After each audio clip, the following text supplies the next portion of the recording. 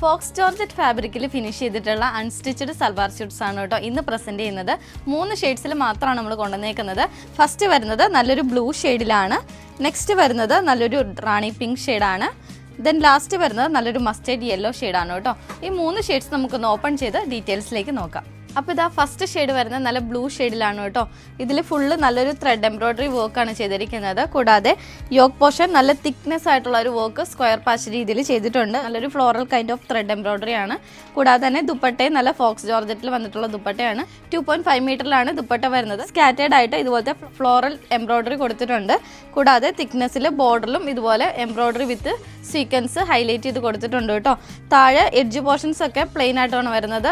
Then other portion വരുന്നത് ഈ ഒരു സ്കാലപ്പ് മോഡൽ രീതിയിലാണ് ത്രെഡ് എംബ്രോയ്ഡറി ചെയ്തിരിക്കുന്നത് കേട്ടോ. 2 മീറ്ററിലാണ് ബോട്ടം വരുന്നത് കേട്ടോ. അപ്പോൾ ഇതാ സെക്കൻഡ് ഷെയ്ഡ് വരുന്നത് നല്ലൊരു ബ്യൂട്ടിഫുൾ ആയിട്ടുള്ള ഒരു റാണി പിങ്ക് ഷെയ്ഡാണ്.